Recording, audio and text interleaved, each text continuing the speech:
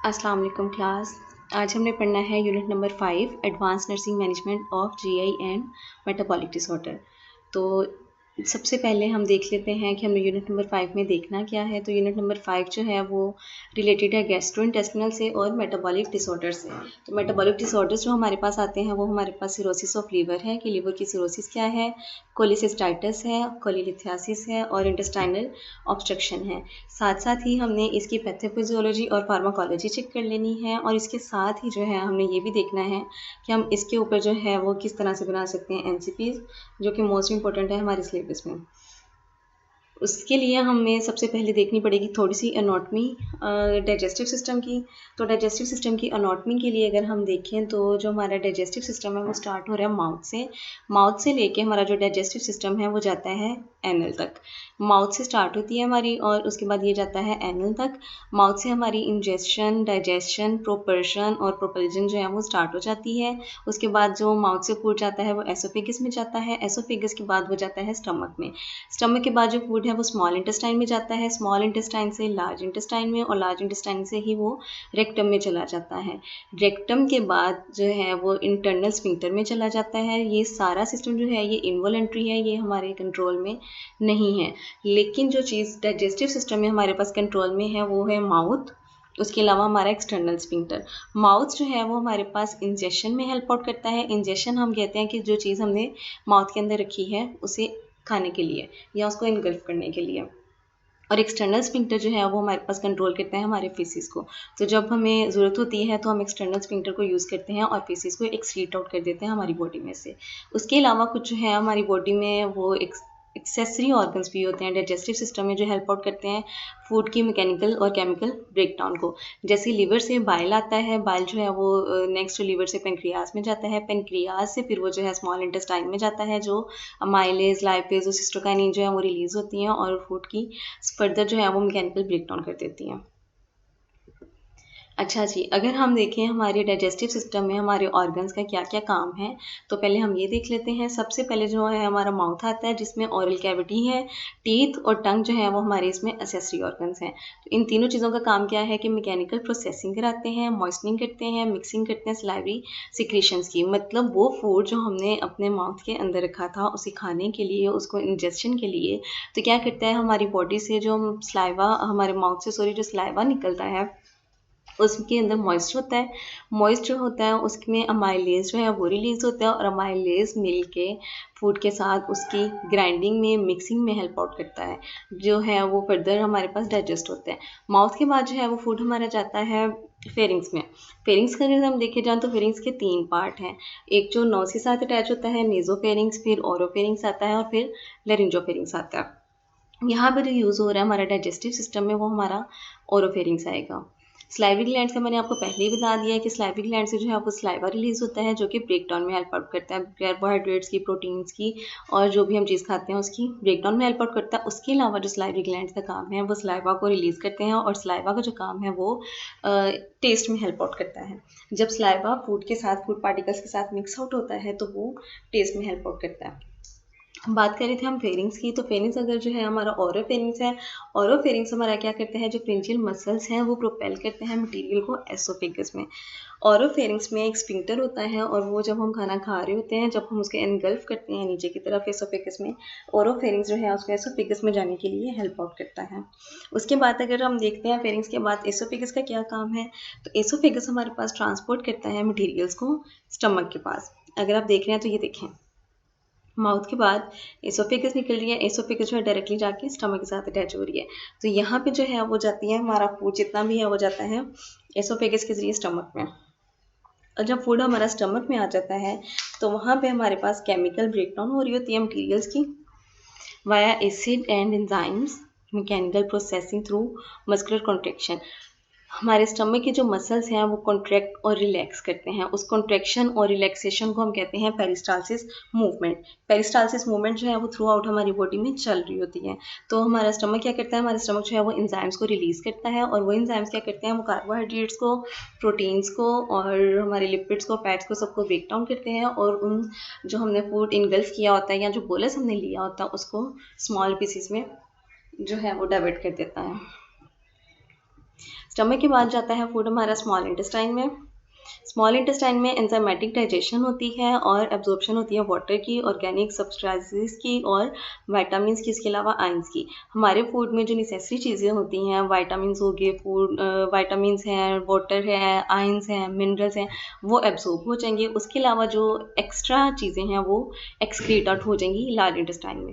अगर हम देखें यहाँ पे तो मैंने बात की थी कि एसेसरी ऑर्गन्स भी हैं जो साथ साथ हेल्प आउट कर रहे हैं। तो एसेसरी ऑर्गन्स किस तरह से हेल्प आउट कर रहे हैं?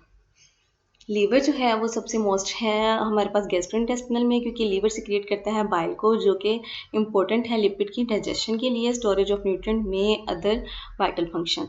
वो मेन काम जो हमारे लीवर का है वो ग्लाइकोजन को, ग्लूकोज को जो है लीवर में स्टोर करता है, उसको ग्लाइकोजन में और इंसुलिन में जो है वो डाइवर्ट कर देता है। इसी तरह जो है वो हमारा लीवर बाइल प्रोड्यूस करता है। बाइल जो है वो ब्रेक डाउन करती है लिपिड्स की, उसकी डाइजेशन में हेल्प आउट करती है, और जब उसकी ब्रेक डाउन होती है वो छोटे छोटे पार्टिकल्स में होते हैं तो वो एब्जॉर्ब होने में जो है वो फ़ायदेमंद रहते हैं। तो लीवर से जब बाइल जो है वो रिलीज़ हो रही है, तो लीवर से बाइल रिलीज़ होकर जा रही है गॉल ब्लैडर में। गॉल ब्लैडर जो है हमारी बॉडी में वो एक पियर शेप्ड ऑर्गन होता है, बहुत स्मॉल होता है, और वहाँ पे बाइल जो है वो थोड़े टाइम के लिए स्टोर होती है, storage and concentration of bile. तो बाइल की जो स्टोरेज होती है वो गॉल ब्लैडर में होती है। उसके अलावा जो एसेसरी ऑर्गन है हमारी बॉडी में वो पेनक्रियास है। तो पेनक्रियास के जो है वो दो तरह के काम है, एक होता है एक्सोक्राइन और एक होता है एंडोक्राइन।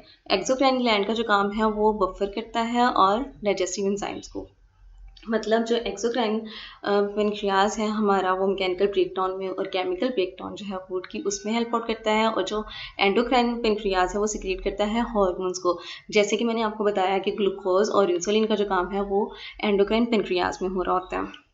अगर हमारी बॉडी में शुगर लेवल कम हो गया है तो हमारी बॉडी में ग्लूकोज रिलीज होती है ऑटोमेटिकली। इन केस अगर हमने ग्लूकोज जो है वो बहुत ज़्यादा इनटेक कर लिया है तो हमारी बॉडी को उसको नॉर्मल लेवल पे लाने के लिए इंसुलिन जो है वो रिलीज होती है एंडोक्राइन पेनक्रियास से। अच्छा जी, यहाँ तक हमने बात कर ली, और फिर स्मॉल इंटेस्टाइन के बाद हमारा जो फूड है वो जाता है लार्ज इंटेस्टाइन में। लार्ज इंटेस्टाइन का क्या काम है? डिहाइड्रेट करता है, कंपेक्शन करता है और indigestible materials in preparation for elimination. Simple इसका मतलब ये है कि जो फूड स्मॉल इंटेस्टाइन से लार्ज इंटेस्टाइन में चला जाएगा उसकी फर्दर जो है वो एब्जॉर्प्शन होनी स्टार्ट हो जाती है और डिहाइड्रेशन होनी स्टार्ट हो जाती है यहाँ पे लार्ज इंटेस्टाइन में। वो चीज़ें जो ज़रूरी थी हमारी बॉडी की रिक्वायरमेंट थी, जैसे कि मिनरल सॉल्ट्स वगैरह थे, वो लार्ज इंटेस्टाइन में अब्जॉर्ब हो जाएंगे, और जो एक्स्ट्रा चीज़ें हैं वो रेक्टम में एक्सक्रीट आउट हो जाएंगी। रेक्टम के बाद वो एनएस के थ्रू हमारी बॉडी से एक्सक्रीट आउट हो जाएंगी। ये सिंपल हमारी एनाटॉमी फिजियोलॉजी थी गैस्ट्रो इंटेस्टिनल ट्रैक्ट की। फर्दर अगर हम देखें तो हमने जो हमारी डिजीज़ हैं हमने यहाँ पे पढ़नी है पेप्टिक अल्सर्स के। पेप्टिक अल्सर्स क्या होते हैं, लिवर सिरोसिस क्या है, कोलिलिथियासिस क्या है, कोलिसिस्टाइटिस क्या है और इंटेस्टाइनल ऑब्स्ट्रक्शन क्या है। तो हम इनको वन बाय वन जो है एक एक डिजीज़ को स्टडी कर लेते हैं। सबसे पहले जो है अब हमारे पास पेप्टिक अल्सर्स आते हैं। तो जो पेप्टिक अल्सर्स हैं वो एनकम्पासिस होते हैं both gastric and duodenal ulcers में, मतलब वो गैस्ट्रिक अल्सर्स भी हो सकते हैं या वो ड्यूडिनल अल्सर्स भी हो सकते हैं। तो जो है ये ओपन सोर्स होते हैं, लाइनिंग ऑफ स्टमक, जो स्टमक की लाइनिंग होती है उसके ऊपर सोर्स बन जाते हैं। सोर मतलब उसके ऊपर जो है खुले जख्म बन जाते हैं। जो अपर पोर्शन होता है स्मॉल इंटेस्टाइन का, स्टमक है हमारा, पेनिट्रेट करते हैं मस्कुलरिस म्यूकोसा को। could be acute or chronic peptic ulcers. Fibrosis usually present in chronic ulcers. Simple उन्होंने ये बताया कि स्टमक हमारी बॉडी का वो पार्ट है जो स्मॉल इंटेस्टाइन के अपर पोर्शन पे होता है। उस स्टमक की लाइनिंग के ऊपर जो है वो मस्कुलरिस म्यूकोसा जब रप्चर होना स्टार्ट हो जाता है तो वहाँ पे ओपन सोर्स बनने शुरू हो जाते हैं, वहाँ पे जख्म बनने शुरू हो जाते हैं। और वो जो ओपन सोर्स हैं वो एक्यूट भी हो सकते हैं और वो क्रॉनिक भी हो सकते हैं। यहाँ पे जब हम बात करते हैं एक्यूट और क्रॉनिक की, तो एक्यूट वो चीज़ होती है जो सडन ऑनसेट होता है जिसका, क्रॉनिक वो होता है जो एक्यूट चीज़ें अगर हील नहीं होती तो विद इन 3 मंथ्स का टाइम ले लेती हैं। 3 मंथ के टाइम के बाद जो चीज़ें हैं वो क्रॉनिक में तब्दील होना शुरू हो जाती हैं। तो सिंपल यहाँ पे हमें जो है वो पेप्टिक अल्सर के बारे में बताया गया है। उसके बाद ये अगर आप देखें तो ये हमारा एसोफेगस है, ये स्टमक है, स्टमक के साथ ये स्मॉल इंटेस्टाइन जा रहा है। तो ये देख सकती हैं आप, ये ड्यूडिनल अल्सर्स हैं जो ड्यूडिनम में है। Duodenum is a part of small intestine. ये स्टमक के साथ यहाँ से स्मॉल इंटेस्टाइन स्टार्ट हो जाती है और ये स्टमक की वॉल के ऊपर, उसकी लाइनिंग के ऊपर गैस्ट्रिक अल्सर्स बन रहे हैं। अगर अल्सर्स स्टमक में होंगे तो हम उन्हें गैस्ट्रिक अल्सर्स कहेंगे, अगर जो अल्सर्स हैं वो ड्यूडिनम में होंगे तो हम उन्हें ड्यूडिनल अल्सर्स कहेंगे। अच्छा जी, अगर हम etiology देखें पेप्टिक अल्सर डिज़ीज़ की तो हमारे पास जो है वो कोज़ करता है पेप्टिक अल्सर हेलिकोबैक्टर पाइलोरी। ये एक ग्राम नेगेटिव स्पाइरल बैक्टीरियम है जो कि कोज़ करता है पेप्टिक अल्सर्स को। हमारी स्टमक में जो है वो कॉन्टिन्यूसली फ्लूइड जो है वो हाइड्रोक्लोरिक एसिड जो है वो रिलीज़ होता रहता है। हाइड्रोक्लोरिक एसिड का काम क्या है, क्योंकि स्टमक की जो नेचर है वो एसिडिक की नेचर होती है और उस एसिडिटी की वजह से जो फूड है उसकी ब्रेक डाउन होती है, उसमें कार्बोहाइड्रेट्स, प्रोटीन्स, लिपिड्स वगैरह की डाइजेशन होनी स्टार्ट होती है। तो जब वो हाइड्रोक्लोरिक एसिड की अमाउंट जो है वो ज़्यादा इंक्रीज़ हो जाएगी किसी भी फैक्टर की वजह से, तो वो जो है वो अल्सर्स कोज़ करेगी। जो मेन कॉज है वो इसका हेलिकोबैक्टर पाइलोरी है जो कोज करते हैं ड्यूडेनल अल्सर्स को। इसके अलावा कुछ ड्रग्स इस तरह की हैं जो अफेक्ट करती हैं स्टमक के ऊपर जाके डायरेक्टली स्टमक की लाइनिंग के ऊपर, उस लाइनिंग को रप्चर करते हैं, तो वो भी हो सकते हैं। सिगरेट स्मोकिंग की वजह से भी जो है पेप्टिक अल्सर जो है प्रोड्यूस हो सकते हैं। साइकोलॉजिकल स्ट्रेस जो है, अगर हमने स्ट्रेस बहुत ज़्यादा ले लिया है तो स्ट्रेस लेने की वजह से हमारी बॉडी से जो है हार्मोन्स रिलीज़ होते हैं और excess of everything is bad. तो जैसे ही एक्स्ट्रा हार्मोन जो है वो रिलीज़ होते हैं तो उसको कंट्रोल करने के लिए भी जो है फाइट एंड फ्लाइट का मैकेनिज्म जो है वो स्टार्ट हो जाता है, तो उसमें भी अल्सर्स के चांसेस हैं। उसके अलावा हम देखेंगे हाइपर सिक्रेटरी कंडीशंस, मतलब ऐसी कंडीशन जिसमें सिक्रेशंस हमारी बॉडी की बहुत ज़्यादा रिलीज़ हो रही हैं। जैसे मैंने अभी आपको बताया है, स्ट्रेस में, फियर में, कोल्ड में, हॉट में, या कोई भी इन्वायरमेंट ऐसा या कोई भी जो है हमारे अराउंड कोई इस तरह की चीज़ हो रही है जो हमारे बर्दाश्त के बाहर है, जिसको हम नहीं बॉदर करना चाह रहे, तो उस सिचुएशन में सिक्रेशन जो है वो ज़्यादा रिलीज़ होती हैं। उसके अलावा अगर कोई स्पाइसी फूड खाते हैं तो स्पाइसी फूड जो है वो भी हमारी गैस्ट्रिक लाइनिंग को अफेक्ट करती है। सिंपल अगर हम पैथोफिजियोलॉजी देखें तो पैथोफिजियोलॉजी में स्मोकिंग, जेनेटिक्स और स्ट्रेस आएगा। सिगरेट स्मोकिंग, जेनेटिक्स जो चीज़ें हमें मिलती हैं जेनेटिक्स से या स्ट्रेस से, तो ये मिलके कॉज करती हैं एसिड एंड पेप्सिन्स को। एसिड और पेप्सिन जो है ऑलरेडी एसिडिक इन नेचर है, तो हमारा स्टमक भी एसिडिक इन नेचर ही है, तो वो क्या करेगा, वहाँ पे एसिडिटी ज़्यादा हो जाएगी जो कि लीड करती है फिर फर्दर अल्सर्स को। और अगर हम देखें एनसेड्स को, जो कि मेडिसिन है हमारी non steroid anti inflammatory drugs, और एच पाइलोरी, ये दोनों मिलके क्या करते हैं, इम्पेयर्ड म्यूकोजल डिफेंस कर देते हैं। जो म्यूकोजा है जो हमारी स्टमक की लाइनिंग को प्रिवेंट कर रहा है, तो ये उस म्यूकोजल लेयर को जो है वो इम्पेयर कर देते हैं, उसको ख़राब कर देते हैं, उसको डिजेनरेट कर देते हैं। तो क्या होता है कि हमारी स्टमक की लाइनिंग के ऊपर अल्सर्स बनने स्टार्ट हो जाते हैं। तो ये सिंपल एक पैथोफिजियोलॉजी थी। उसके बाद अगर हम चेक करें साइन एंड सिम्टम्स क्या हैं हमारी बॉडी में पेप्टिक अल्सर्स के, तो एपिगैस्ट्रिक पेन हो सकती हैं। एपिगैस्ट्रिक पेन जो है ये हमारा एब्डोमिनल रीजन में जो है वो फर्स्ट पोर्शन है, first upper part of the abdominal region है, तो एपिगैस्ट्रिक में पेन हो सकती है। Pain tends to be worse at night and occur 1 to 3 hours after meal. जो है रात को बहुत शिद्दत से दर्द हो सकती है, या खाना खाने के 1 से 3 घंटे बाद भी जो है पेन बहुत शिद्दत से होगी। उसके अलावा नोज़िया हो सकती है, वॉमिटिंग हो सकता है, बेल्चिंग हो सकता है। नोज़िया मतलब दिल ख़राब होने को कहते हैं, वॉमिटिंग अगर उल्टी आ जाती है आपको, और बेल्चिंग जो है, बेल्चिंग होता है खट्टे डकार आना। वो गैस जो हमारे स्मॉल इंटेस्टाइन के थ्रू बाहर जानी चाहिए थी, लेकिन वो गैस एसोफेगस के ज़रिए हमारे माउथ के थ्रू बाहर आ रही है, तो उसको हम कहेंगे बेल्चिंग। उसके अलावा क्या है, सिग्निफिकेंट वेट लॉस हो जाएगा। अगर नोज़िया वॉमिटिंग है, नोज़िया वॉमिटिंग होने के बावजूद जो है पेशेंट खाना नहीं खाएगा, तो उसका जो वेट है वो लॉस होना स्टार्ट हो जाएगा। कॉम्प्लिकेशंस हो सकती हैं जैसे कि हेमरेज हो सकता है। 1/3 पेशेंट मतलब 3 में से किसी एक पेशेंट को जो है वो हेमरेज भी हो सकता है। फीलिंग ऑफ फुलनेस रहती है, जो है वो फ्लूइड जो है वो पेशेंट लेने के काबिल नहीं रहता ज़्यादा से ज़्यादा, जो कि हमें लेना चाहिए। उसके अलावा पेन और डिस्कम्फर्ट जो है अपर एब्डोमिनल पार्ट में होती है, जैसे मैंने आपको पहले ही बता दिया कि एपिगैस्ट्रिक में पेन होती है। उसके अलावा ब्लडी और डार्क टारी स्टूल आ सकता है, मतलब जो स्टूल होता है या जो हमारे फेसेस होते हैं वो ब्लडी होंगे, या वो डार्क टार कलर के होते हैं, मतलब ब्लैकिश हो जाएंगे। तो ब्लड क्योंकि अल्सर्स की वजह से रिलीज हो सकता है। अगर अपर गैस्ट्रोइंटेस्टिनल का इन्फेक्शन है तो स्टूल में आते आते वो ब्लैक टार कलर का हो जाएगा, लेकिन अगर लोअर ट्रैक्ट इन्फेक्शन है तो फिर वो ब्लड स्टूल होंगे। नेक्स्ट हमने देखने हैं कॉजेज़। कॉजेज़ में जब हमने बात की थी ड्रग्स की, तो ड्रग्स हमारे पास 15 to 30 पेशेंट जो 30% जो हमारे पास पेशेंट्स होते हैं वो क्रॉनिक एनसेड्स के यूज़ होते हैं। किसी भी डिजीज़ के रिलेटेड अगर कोई लॉन्ग टर्म के लिए मेडिसिन यूज़ कर रहा है तो हर चीज़ का साइड इफ़ेक्ट होता है। इसी तरह एनसेड्स का जो साइड इफ़ेक्ट है वो अल्सर्स डेवलप कर सकता है। अगर हम डायरेक्ट इफ़ेक्ट देखें तो कॉज ऑफ लोकल डैमेज, किसी भी लोकल डैमेज की वजह से हो सकती है।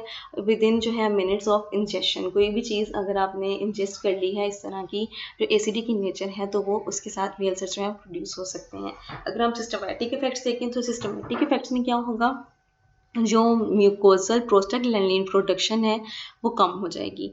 तो म्यूकोजल प्रोस्टाग्लैंडिन की प्रोडक्शन की वजह से क्या होगा कि वो जो गैस्ट्रिक लाइनिंग को प्रिवेंट कर रही थी वो कम हो जाएगी। तो गैस्ट्रिक लाइनिंग जब वीक हो जाएंगी तो वहाँ पे अल्सर्स बनने के चांसेस होते हैं। उसके बाद जो है second thing is that is resultant reduced mucus production and mucosal blood flow. तो वो जब म्यूकस की प्रोडक्शन है वो कम हो जाएगी, म्यूकोजल लाइनिंग क्योंकि डिस्टर्ब हुई हुई है, उनका फंक्शन जो है वो इम्पेयर हुआ है, तो म्यूकस की जो प्रोडक्शन है वो कम होगी। और म्यूकस की प्रोडक्शन अगर कम होगी तो उसके ब्लड फ्लो में भी प्रॉब्लम आएगी, जिसकी वजह से वहाँ पे अल्सर्स बनना शुरू हो जाते हैं। स्मोकिंग जो है इंक्रीज करती है रिस्क ऑफ गैस्ट्रिक अल्सर्स को, लेसर करती है ड्यूडिनल अल्सर्स की तरफ। स्मोकिंग की वजह से जो है हमारी बॉडी में गैस्ट्रिक अल्सर्स भी प्रोड्यूस हो सकते हैं और ड्यूडिनल अल्सर्स भी हो सकते हैं, लेकिन जो ज़्यादा चांसेस हैं वो गैस्ट्रिक अल्सर्स के हैं, मतलब स्टमक में अल्सर्स के हैं। मोर लाइकली देखा जाए तो जो कॉम्प्लिकेशंस हैं वो स्मोकिंग की तरफ ही लीड करती हैं, और डिफ़िकल्टी जो है पेशेंट के साथ हीलिंग में डिफ़िकल्टी होती है अगर वो स्मोकिंग की तरफ कंटिन्यू रहते हैं। हाँ, अगर स्मोकिंग छोड़ दी जाए तो ईजिली रिकवर हो सकता है पेशेंट, लेकिन अगर स्मोकिंग कंटिन्यू करेंगे तो वहाँ पे पेशेंट की हीलिंग के चांसेस जो हैं वो बहुत कम है। साइकोलॉजिकल स्ट्रेस अगर हम देखें तो वो बर्न्स की वजह से भी हो सकते हैं। अगर हेड इंजरी है तो उसमें भी स्ट्रेस की वजह से हो सकता है। हेड इंजरी किसी भी वजह से हो सकती है, किसी ट्रॉमा की वजह से हो सकती है, किसी एक्सीडेंट की वजह से हो सकती है। उसके अलावा सेप्सिस, कोई इन्फेक्शन हो गया किसी किस्म का, या मल्टी ऑर्गन फेलियर है। अगर बहुत ज़्यादा हमारे ऑर्गन्स हैं, एक से ज़्यादा अगर हमारा ऑर्गन अपना काम प्रॉपर नहीं कर रहा तो वो लीड करेगा गैस्ट्रिक अल्सर्स की तरफ। कॉम्प्लिकेशंस अगर हम देखें तो इसमें ब्लीडिंग है, परफोरेशन है, पेनिट्रेशन है और स्टेनोसिस है। ब्लीडिंग अगर हम देखें तो हमारे पास अल्सर्स प्रोड्यूस होते हैं, अल्सर्स के अंदर से ज़ख्म बनते हैं, तो ज़ख्म में से अगर ब्लीडिंग स्टार्ट हो जाती है तो इसकी कॉम्प्लिकेशन को लीड करेगी। उसके बाद परफोरेशन है कि वो वोंड जो है वो इन्फ्लेम होके परफोरेट हो गया हुआ है, मतलब वो मड़के जो है वो फट गया हुआ है। तो क्या होगा, उसका जितना भी कंटेंट होगा वो स्टमक के ऊपर अफेक्ट करेगा। उस स्टमक के साथ साथ जैसे वो मूव करता जाएगा वो स्मॉल इंटेस्टाइन लार्ज इंटेस्टाइन को भी वो अफेक्ट करता जाएगा। पेनिट्रेशन है मतलब किसी चीज़ का जज़ब हो जाना। अगर कोई चीज़ इस तरह की पेनिट्रेट हो गई है हमारे स्टमक में जो कि नहीं होनी चाहिए थी, जैसे कि मैं बताया आपको कि एसिडिक इन नेचर है स्टमक, अगर एसिडिटी वाली चीज़ें ज़्यादा हमने ले ली हैं, ऐसी चीज़ें जिनकी नेचर ऑलरेडी एसिडिक है, उसके जज़ब होने की वजह से, उसकी पेनिट्रेशन की वजह से भी जो है वो अल्सर्स बन सकते हैं। स्टेनोसिस है मतलब किसी वेसल का नैरोइंग हो जाना। तो अगर कोई वेसल नैरोइंग है तो उसको काम करने के लिए प्रेशर लगाने की ज़रूरत पड़ी है, तो उस प्रेशर की वजह से जो लाइनिंग है वो आपस में रप्चर होंगी, आपस में फ्रिक्शन होगी, और उस फ्रिक्शन की वजह से जो है वो हमारे पास अल्सर्स कोज होंगे। ट्रीटमेंट अगर हम चेक करें प्रेशर अल्सर्स का, ड्यूडिनल अल्सर्स का, तो उसमें एंटीसिड्स देंगे हम, ये मेडिकल मैनेजमेंट है, उसमें हम एंटीसिड्स दे सकते हैं, हम H2 रिसेप्टर एंटागोनिस्ट दे सकते हैं, या हम प्रोटॉन पंप इनहिबिटर्स दे सकते हैं, एंटी हेलिकोबैक्टर पाइलोरी थेरेपी दे सकते हैं, या इसकी सर्जिकल ट्रीटमेंट्स हो सकती है। सर्जिकल ट्रीटमेंट में क्या होता है कि डायरेक्ट हम अल्सर्स को रिमूव कर देंगे। नर्सिंग इंटरवेंशन जो मेन हमारा काम है तो वो उसमें हमने क्या करना है, सबसे पहले हमने पेशेंट के वाइटल साइन जो है वो मॉनिटर करने हैं, साइंस ऑफ ब्लीडिंग के लिए। वैसे नॉर्मली भी हमने करने होते हैं एवरी 4 आवरली, लेकिन यहाँ पे स्पेशली जो है हमने ब्लीडिंग की साइंस देखने के लिए करना है। उसके अलावा हमने स्मॉल फ्रीक्वेंट प्लान फीडिंग्स देनी है ड्यूरिंग द एक्टिव फेज़। अगर कोई एक्टिव फेज़ है तो क्योंकि मैंने बताया पेशेंट को नोजिया या वॉमिटिंग होगी तो एनोरेक्सिया स्टार्ट हो जाता है, मतलब पेशेंट को भूख नहीं लगती। तो हमने क्या करना है, हमने पेशेंट को स्मॉल अमाउंट्स में, थोड़े थोड़े अमाउंट में से फीड देते रहना कि आप कम से कम थोड़ा थोड़ा करके जो है वो खाना शुरू करें। कम से कम थोड़ा थोड़ा भी वो खाएंगे तो उसका जो है वेट लॉस नहीं होगा, और उसको जितने न्यूट्रिएंट्स चाहिए होंगे थोड़े बहुत उसकी बॉडी में एब्जॉर्ब होने स्टार्ट हो जाएंगे। थर्ड नंबर पे जो हमारी इंटरवेंशन है तो हमने एडमिनिस्टर करना है H2 रिसेप्टर एंटागोनिस्ट को या प्रोटॉन पंप इनहिबिटर्स को, जैसे कि हमें प्रिस्क्राइब किए गए हैं गैस्ट्रिक एसिड से रिलेटेड। डॉक्टर ने जो मेडिसिन हमें जिस तरह से कही गई हैं हमने उस तरह से पेशेंट को जो वो हमने एडमिनिस्टर कर देनी है। उसके अलावा हम एडमिनिस्टर करते हैं एंटीसिड्स को, अगर वो प्रिस्क्राइब किए गए हैं तो एंटीसिड्स हमने करने हैं न्यूट्रलाइज करने के लिए गैस्ट्रिक सिक्रेशंस को। तो गैस्ट्रिक सिक्रेशंस जो है वो एसिडिक होती हैं, तो उसको न्यूट्रलाइज करने के लिए हमने उसे एंटीसिड्स देने हैं।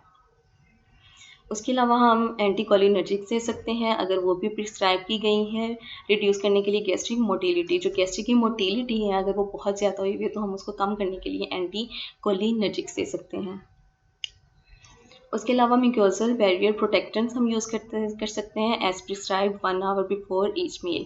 हर खाना खाने से 1 घंटा पहले हम पेशेंट को एंटी म्यूकोजल बैरियर प्रोटेक्टेंट्स दे सकते हैं। तो वो क्या करेंगे, वो डायरेक्ट जाके म्यूकोजा के ऊपर इफेक्ट करेंगे और उसको स्ट्रॉन्ग करेंगे ताकि उसकी जो लाइनिंग जो है वीक हुई है वो थोड़ा सा प्रोटेक्टिव हो जाए।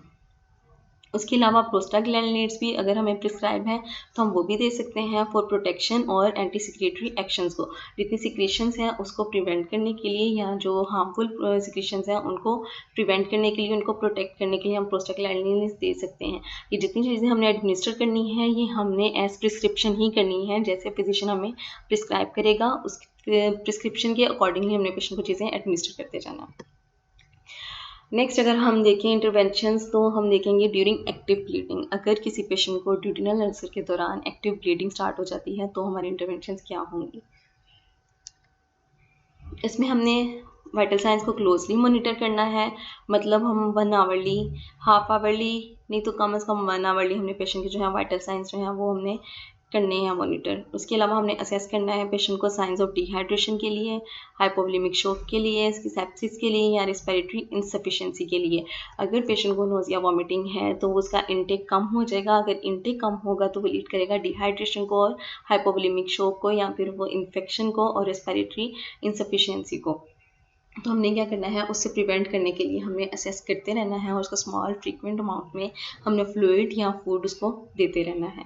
उसके अलावा अगर पेशेंट का एनपीओ के ऑर्डर्स हैं तो हमने पेशेंट का मेंटेन करवाना है एनपीओ स्टेटस, और अगर हमें फ्लूइड के ऑर्डर हैं तो हमने पेशेंट को आईवी फ्लूइड जो है वो रिससिटेट कर देने हैं ताकि उसकी डिहाइड्रेशन जो है हम उसको जो है प्रॉपर तरीके से मैनेज कर सकें। उसके अलावा हमने पेशेंट का जो इनटेक आउटपुट है वो क्लोजली मॉनिटर करना है। हमने हेमोग्लोबिन और हेमाटोक्रिट लेवल को। अगर पेशेंट को एक्टिव ब्लीडिंग है तो वो क्या होगा, हेमोग्लोबिन और हेमाटोक्रिट लेवल को डिक्रीज करेगा, जो कि हमें नहीं होने देना। अगर किसी पेशेंट की ऑपरेशन के ज़रिए हमने की है, सर्जरी के ज़रिए गाल स्टोन्स जो हैं वो रिमूव किए हैं, गैस्ट्रिक अल्सर्स अगर हमने रिमूव किए हैं तो वो हमने उसमें इंटरवेंशन जो करनी है, सबसे पहले हमने वाइटल साइंस मॉनिटर करने हैं। उसके बाद हमने पेशेंट को फॉलोवर्स पोजीशन में लेटाना है, जैसे पेशेंट कंफर्ट रहे ताकि जो है उसकी ड्रेनेज वो प्रॉपर तरीके से हो। हमने वो पोजीशन पेशेंट को देनी है जिसमें पेशेंट बिल्कुल ही रिलैक्स होकर लेटा रहे। फॉलोवर्स जो पेशेंट पोजीशन होती है हमारे पास वो स्पाइन पोजीशन होती है। उसके अलावा हमने एडमिनिस्टर करना फ्लूइड्स को और इलेक्ट्रोलाइट रिप्लेसमेंट को, उसकी डिहाइड्रेशन को कंट्रोल करने के लिए। हमने उसका इनटेक आउटपुट जितना भी है वो हमने मॉनिटर करते रहना, हमने चेक करते रहना उसकी डिहाइड्रेशन को प्रिवेंट करने के लिए। बाउल साउंड्स हमने हर आधे घंटे बाद या 1 घंटे बाद अपनी एज के मुताबिक हमने सुनते रहना है, उसको असेस करते रहना है वाया स्टेथोस्कोप। उसके अलावा अगर पेशेंट को नेज़ोगैस्ट्रिक ट्यूब लगी हुई है तो, और अगर पेशेंट को एस्पिरेशन है तो हमने उसकी भी सक्शनिंग स्टार्ट करनी है एज प्रिस्क्राइब्ड, अगर हमें प्रिस्क्राइब की गई है तो। अगर पेशेंट एनपीओ है तो हमने उसका स्टेटस जो है वो मेंटेन रखना है, और 1 से 3 दिन तक जो है पेरिस्टालसिस को रिटर्न होने में टाइम ले जाता है। पेरिस्टालसिस मैंने आपको बताया है कि कॉन्ट्रैक्शन और रिलैक्सेशन होती है हमारी एलिमेंट्री कैनाल की, तो उसको हम पेरिस्टालसिस कहते हैं। तो जो पेरिस्टालसिस है वो सर्जरी के 1 से 3 दिन के दरमियान वापस आना स्टार्ट हो जाती है। हमने उसको भी जो है कॉन्टिन्यूसली मॉनिटर करना है। उसके बाद हमने प्रोग्रेस करना है डाइट को। एनपीओ के बाद हमने जो है sips of clear 4 to 6 small bland meals per day as prescribed when bowel sounds return. जब हमारे पास bowel sounds like peristalsis movement जो है हमारे पास रिटर्न हो जाती हैं, हमें साउंड जो है वो ऑडिबल होना स्टार्ट हो जाते हैं, तो हमने क्या करना है, जो पेशेंट हम खाना दिन में 3 दफ़ा ले रहे हैं हम उसको थोड़ी थोड़ी अमाउंट में देंगे, तो हम उसे दिन में 6 दफ़ा में डिवाइड कर देंगे। तो हम उसे पर डे दिन में थोड़ा थोड़ा खाना देते रहेंगे, साथ में उसको फ्लूइड भी देते रहेंगे ताकि उसके लिए जो है वो ईजीली एब्जॉर्ब करना, उसको डाइजेस्ट करना जो है वो ईजी रहे। उसके बाद हमने मॉनिटर करना है पोस्ट ऑपरेटिव कोई कॉम्प्लिकेशन ना हो जाए, जैसे हेमरेज या हाइपोग्लाइसीमिया में पेशेंट ना चला जाए अगर ब्लड शुगर लेवल कम हो जाता है, या शायद हेमरेज किसी ब्लीडिंग की वजह से भी हो सकता है। तो ये यहाँ तक हमारी इंटरवेंशन थी पोस्ट ऑपरेटिवली। उसके बाद हम पढ़ेंगे लीवर सिरोसिस। तो यहाँ पे हम देखते हैं कि लीवर सिरोसिस क्या होता है। अगर हम डेफिनेशन की तरफ जाएँ, लीवर सिरोसिस हमारे पास वो कंडीशन है जो लीवर के ऊपर परमानेंटली स्कार छोड़ देती है डैमेज के बाद। अगर हमारी स्किन के ऊपर कोई डैमेज आ गया है, कोई कट आ गया तो उसके ऊपर स्कार फॉर्मेशन हो जाती है। वो स्कार जो है अगर मल्टीपल कट्स हैं तो उसके ऊपर स्कार्स हैं और वो स्कार्स आपस में जब मिलते जाते हैं तो कॉन्टीन्यूसली लीड करते हैं सिरोसिस की तरफ। They are 3 types of cirrhosis और स्कारिंग ऑफ द लीवर। हमारे पास 3 तरह की स्कारिंग हो सकती है लीवर की। सबसे पहले जो हमारे पास आती है वो अल्कोहलिक सिरोसिस होती है, दूसरी हमारे पास पोस्ट नेक्रोटिक सिरोसिस होती है, तीसरी हमारे पास बाइलरी सिरोसिस होती है। अगर हम अल्कोहलिक सिरोसिस की तरफ देखें तो ये मोस्ट कॉमन फ्रीक्वेंट है।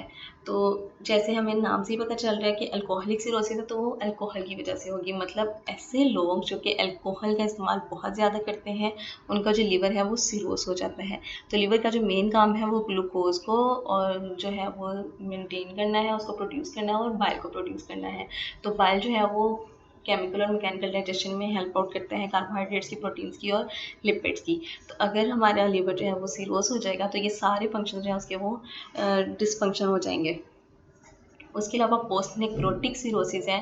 तो नेक्रोसिस अगर हम देखें, नेक्रोसिस हो जाती है किसी भी सेल टिश्यू की डेथ को हम नेक्रोसिस कह देते हैं। तो पोस्ट नेक्रोटिक सिरोसिस अगर हम देखें तो it is a late result of a previous bout of a acute viral hepatitis. मतलब अगर किसी भी पेशेंट को एक्यूट वायरल हेपेटाइटिस हुआ था तो उसकी वजह से भी नेक्रोटिक सिरोसिस हो सकती है या उसकी वजह से भी सिरोसिस लीड कर सकती है लीवर की। थर्ड जो टाइप है हमारे पास वो बिलियरी सिरोसिस है। तो बाइलरी सिरोसिस जो है वो यूजली रिजल्ट होता है क्रॉनिक बाइलरी ऑब्स्ट्रक्शन और इन्फेक्शन की वजह से। मतलब लीवर का जो मेन काम है वो बाइल प्रोडक्शन का है। तो अगर वो बाइल किसी वजह से स्टॉप हुई हुई है, बाइल का जो फ्लो था वो ऑब्स्ट्रक्ट हुआ है, उसके रास्ते में कोई रुकावट आई हुई है, बाइल जो है सिक्रीट आउट नहीं हो रही, बाइल जो है वो रिटेन ही रह रही है लीवर में, तो वो लीड करती है बाइलरी सिरोसिस की तरफ। फंक्शंस लीवर के जो है वो ग्लूकोज है मेटाबॉलिज्म की। ग्लूकोज मेटाबॉलिज्म करता है, अमोनिया को कन्वर्ट करता है, प्रोटीन को मेटाबोलाइज करता है, फैट को मेटाबोलाइज करता है, विटामिन और आयरन की स्टोरेज करवाता है, ड्रग मेटाबोलाइज करवाता है, बाइल फॉर्मेशन करवाता है और बिलीरुबिन एक्सक्रीशन करवाता है हमारे पास। तो ये मेन उसके फंक्शन है। अगर लीवर सिरोसिस हो जाता है तो ये सारे उसके जो फंक्शन है वो अफेक्ट करेंगे। तो नॉर्मली लीवर अपना फंक्शन परफॉर्म नहीं कर पा रहा होगा। पैथोफिजियोलॉजी अगर हम देखें तो सबसे पहले उसका जो है वो मेन फैक्टर आ जाएगा, और जो तीनों टाइप्स में से कोई भी हो सकता है। अल्कोहलिक हो सकता है, नेक्रोटिक हो सकता है या बिलियरी सिरोसिस हो सकता है। तो वो अफेक्ट करते का न्यूट्रिशनल डेफिशिएंसी को। न्यूट्रिशनल डेफिशिएंसी जो है फिर वो कर देती है प्रोटीन इंटेक को रिड्यूस कर देती है। प्रोटीन जो इंटेक है जब वो रिड्यूस हो जाएगा तो वो जाएगा लीवर डिस्ट्रक्शन की तरफ इन सिरोसिस। तो जो अदर फैक्टर्स हैं जैसे कार्बन टेट्राक्लोराइड है, क्लोरीनेटेड नेफ्थालीन है, एर्सेनिक है या फॉस्फोरस, इन्फेक्शियस माइक्रोब्स हमारे पास जो है वो उसके साथ एक्सपोजर हो जाएगा। तो वो लीड करेगा हमारे पास नेक्रोसिस को, जो कि लीवर सेल्स की नेक्रोसिस हो जाएगी। लीवर सेल्स का मतलब डेथ होनी स्टार्ट हो जाएगी, तो वो डिस्ट्रॉय कर देंगे हमारे लीवर सेल्स को, और लीवर सेल्स जो है वो रिप्लेस ग्रेजुअली रिप्लेस होंगे स्कार टिश्यूज़ के साथ। स्कार टिश्यूज जो है वो सिरोसिस लीवर की तरफ जो है करेक्टराइज होते हैं, जिसको हम होपनेल अपीयरेंस कहते हैं। मतलब वो उभार आ जाता है उसमें। और इसके अलावा ये जो डिजीज़ है वो यूजली जो है इंसीडियस होती है। मतलब ऑनसेट इसका जो है इंसीडियस होता है, मतलब सडन होता है, और ये प्रोटेक्ट करता है कोर्स को। ओकेजनली जो है प्रोसीडिंग करता है ओवर टाइम पीरियड ऑफ 30 और मोर ईयर्स। तो ये स्टार्ट होता है, लीवर सिरोसिस जब स्टार्ट होती है तो ये 30 ईयर्स तक ले जाती है डायग्नोस होते होते, क्योंकि स्कार फॉर्मेशन होती है। तो स्कार फॉर्मेशन आपस में जब ज़्यादा स्कारिंग होती रहती है तो वो लीड करती है सिरोसिस को। तो इसको कम से कम 30 ईयर्स लग जाते हैं। ये अगर हम देखें तो हमारे पास ये एक नॉर्मल लीवर है, और ये नॉर्मल लीवर के हमारे पास सेल्स हैं। और ये देखें ये हमारे पास है लीवर सिरोसिस, सिरोस हुआ हुआ लीवर, और ये देखें ये इसके जो सेल्स हैं ये नेक्रोज हुए हुए हैं। ये देखें ये नेक्रोसिस हो रही है सेल्स की, मतलब सेल्स की डेथ हो रही है। ये नॉर्मल सेल्स हैं और ये नेक्रोसिस ऑफ सेल्स हैं, तो जो लीड कर रहे हैं सिरोसिस ऑफ लीवर को। क्लिनिकल मैनिफेस्टेशंस या साइन एंड सिम्टम्स अगर हम देखें सिरोसिस के तो वो क्या होगा। तो सबसे पहले जो है वो हमारे पास इंटरमिटेंट माइल्ड फीवर आ सकता है। मतलब पेशेंट को फीवर हो सकता है माइल्ड, लो ग्रेड फीवर भी हो सकता है। पेशेंट को हाई ग्रेड फीवर की तरफ नहीं जाएंगे हम। उसके अलावा वास्कुलर स्पाइडर्स हो सकते हैं। वास्कुलर स्पाइडर्स मतलब उसकी जो वेसल्स हैं वो स्पाइडर शेप की हो जाएंगी। लाइक ये आप देखें कि एब्डोमेन की जो वॉल्स हैं उसके ऊपर इस तरह की शेप आ जाएगी जैसे स्पाइडर बना हुआ है। उसके अलावा हमारे पास पाल्मर एरिथमा हो जाएगा। मतलब जो हमारे हाथ हैं उनके ऊपर एडिमा हो जाएगा, वो स्वेल हो जाएंगे। ये देख सकते हैं आप इसमें, ये देखें जैसे हाथ के अंदर एडिमा हो गया होगा, उसमें एक्यूमुलेशन हो जाती है फ्लूइड की। अनएक्सप्लेन्ड एपिस्टेक्सिस हो जाती है। एपिस्टेक्सिस हम कहते हैं नोज़ ब्लीडिंग की, तो नोज़ ब्लीडिंग की हमें कोई फाइंड आउट नहीं मिलेगी, वो अनएक्सप्लेन हो जाएगी। एंकल एडिमा हो सकता है। एंकल एडिमा हमारे दुखने का जो एडिमा है वो हो सकता है। इंडाइजेशन हो सकती है, कोई चीज़ हम फूड इनटेक कर रहे हैं उसकी डाइजेशन प्रॉपर से नहीं होती। फ्लूटेंट जो है डिस्पेप्सिया हो सकता है, क्योंकि सिरोसिस की वजह से डिस्पेप्सिया की तरफ जो है पेशेंट लीड करता है। एब्डोमिनल पेन हो सकती है या सप्लीनोमेगैली हो सकती है, जो सप्लीन का हमारे पास साइज़ है वो इंक्रीज हो जाएगा या उसमें इन्फ्लेमेशन आ जाएगी। क्लिनिकल मैनिफेस्टेशन अगर कंटिन्यू रहे तो वो है जॉन्डिस को लीड करेगा। जॉन्डिस किस तरह से होगी कि जो बाइल इसका मेन फंक्शन है परफॉर्म करना, बाइल को प्रोड्यूस करना, तो बाइल जब नहीं एक्सक्रीट आउट हो रही तो बाइल वहीं पे रिटेन होना स्टार्ट हो जाती है। बाइल जब लिवर में ही रिटेन होती है तो वो लीड करती है जॉन्डिस की तरफ, मतलब येलोविश स्किन हो जाती है, हेपेटाइटिस हो जाता है पेशेंट को, वीकनेस होगी पेशेंट को, मसल्स वेस्टिंग हो जाएगी, मसल जो है वो वेस्ट होना स्टार्ट हो जाएंगे, उसकी जो इलास्टिसिटी है मसल्स के दरमियान में वो वेस्ट होना स्टार्ट हो जाती है। वेट लॉस होगा, नोज़िया वॉमिटिंग की वजह से एनोरेक्सिया होगा, खाना नहीं खाया जाएगा तो वेट लॉस की तरफ जाएगा। क्लबिंग ऑफ फिंगर्स, क्लबिंग का मतलब है हमारे जो फिंगर्स की जो शेप है वो स्पून लाइक हो जाती है, क्लब होना स्टार्ट हो जाती है उसकी। Purpura due to decreased platelet count, platelet count की वजह से परप्यूरा हो जाता है। ये देखिए लेग्स के ऊपर बने हुए हैं स्मॉल रेड कलर के जो हैं वो निशान बने हुए हैं।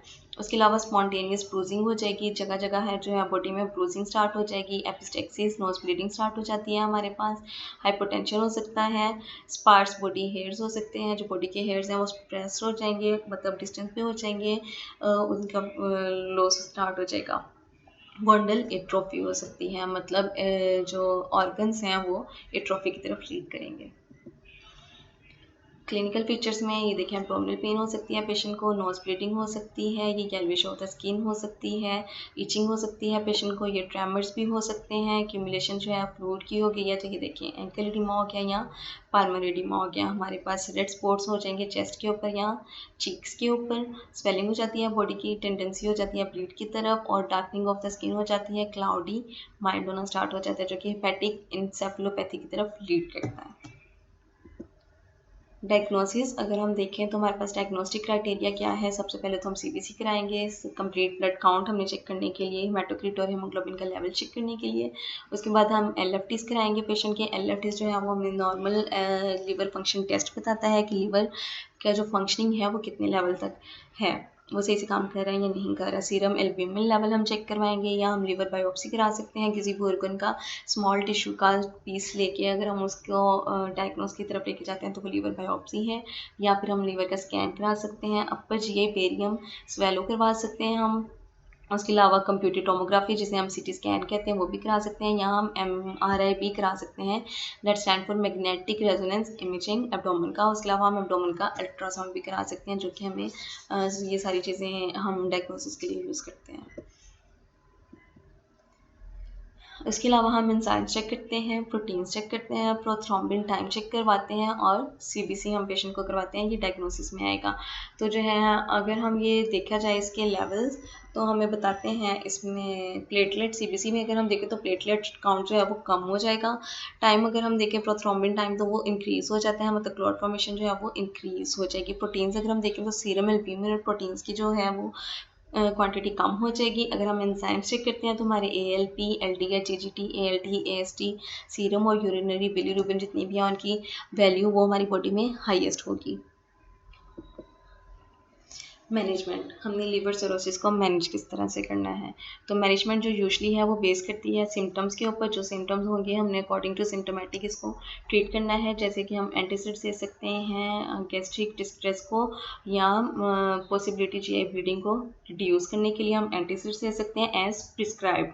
मेडिकेशन जब भी देनी है अगर प्रिस्क्राइब की जाएंगी तो ही हमने देनी है। उसके अलावा वाइटामिन एंड न्यूट्रिशनल सप्लीमेंट्स दे सकते हैं हीलिंग को या डैमेज को प्रमोट करने के लिए, उसको प्रिवेंट करने के लिए। उसके अलावा हम पोटेशियम स्पेयरिंग डायूरेटिक्स दे सकते हैं जिसमें एल्डेक्टोन आ जाता है, may be indicated decrease ascites if present. अगर पेशेंट को एसाइटिस हो गई है, मतलब वाटर की एक्यूमुलेशन होना स्टार्ट हो गई है एब्डोमेन में, तो हम उसे एंटी डायूरेटिक देंगे। एंटी डायूरेटिक का मेन काम है कि वो यूरिन पास आउट करने में हेल्प आउट करता है, यूरिनेशन का जो प्रोसेस है वो फास्ट करता है, तो यूरिनेशन होती जाएगी तो बॉडी से फ्लूइड का जो लेवल है वो कम होता जाएगा। उसके अलावा जो है हम पेशेंट को एडिक्वेट डाइट देंगे, हमने अवॉइड करवाना है अल्कोहल को। उसके अलावा हमने फाइब्रोसिस से रिलेटेड ऐसी डाइट हमें देनी है जिसमें फाइबर्स होंगे पेशेंट के लिए डाइट में। उसके अलावा सिरोटिक को प्रिवेंट करना है हमने, जो कि रिवर्स हो सकती है, और प्रोग्रेशन को जो है हमने हील करना है। कॉम्प्लिकेशंस अगर हम सिरोसिस की देखें तो पोर्टल हाइपरटेंशन हो सकती है। पोर्टल जो है हमारे पास वो लीवर से रिलेटेड आती है, तो लीवर हाइपरटेंशन हो सकती है। एसोफेजियल वेरिसिस हो सकती हैं, एसोफेजियल में वेरिसिस बन सकती हैं। एसाइटिस है मतलब वाटर एक्यूमुलेशन हो सकती है एब्डोमेन में। हिपैटिक इंसेफ्लोपैथी हो सकती है, लीवर की जो है वो इंसेफ्लोपैथी जो हो जाएगी, पेशेंट की जो है हिपैटिक इनकैफ में चला जाता है पेशेंट। ब्लीडिंग डिसऑर्डर्स होने के चांसेस हो सकते हैं, या हिपैटोसेलुलर कार्सिनोमा हो सकता है मतलब कैंसर हो सकता है हिपैटोसेलुलर का, मतलब जो लीवर के सेल्स हैं उनमें कैंसर हो सकता है। क्लाइंट एंड फैमिली टीचिंग हमने किस तरह से करनी है, तो हमने क्या करना है, सबसे पहले हमने फॉलो करवाना है डाइट को, जो भी रिकमेंडेड करता है फिजिशियन ये जो रिकमेंड करती है डाइट हमने वो देनी है, या हम ये कर सकते हैं हम कि किसी डाइटरी कंसल्टेंट के साथ भी हम कांटेक्ट कर सकते हैं उसकी डाइटरी रेजिमेंट जानने के लिए। हम किसी डाइटिशियन से कंसल्ट भी कर सकते हैं। उसके अलावा हमने जितनी भी सिचुएशंस हैं जो कि फर्दर लीड करनी है लीवर को, तो हमने उसको जो है अवॉइड करना है, जैसे कि अल्कोहलिज्म है या सिगरेट स्मोकिंग है, तो हमने उसको अवॉइड करना है। ट्रैंक्विलाइजर्स दे सकते हैं हम, ट्रैंक्विलाइजर्स मैंने आपको बताया था कि स्लीपिंग पिल्स हो सकती हैं, तो उसको हमने इनहेल करने के लिए केमिकल्स को सच एज बेंजाइल और विनाइल क्लोराइड जो हैं वो टॉक्सिक होते हैं हमारे लीवर के लिए, तो हमने उसको भी अवॉइड करवाना है। ट्रैंक्विलाइजर से भी हमने अवॉइड करवाना है, टॉक्सिक ड्रग से भी हमने अवॉइड करवाना है, अल्कोहल और सिगरेट स्मोकिंग से भी हमने पेशेंट को अवॉइड कराना है। तो ये सारी हमने इंस्ट्रक्शन देनी है पेशेंट को कि आप ये चीज़ें जो है वो कर सकते हैं।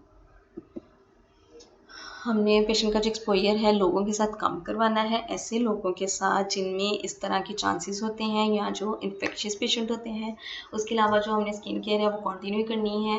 स्किन जो है वो उसके ऊपर रैशेस बनना स्टार्ट हो जाते हैं और उसके ऊपर स्पाइडर लाइक जो वेन्स हैं वो बनना स्टार्ट हो जाते हैं, तो हमने उसकी स्किन केयर भी करवानी है। हमने उससे रिलेटेड भी पेशेंट को गाइड करना है।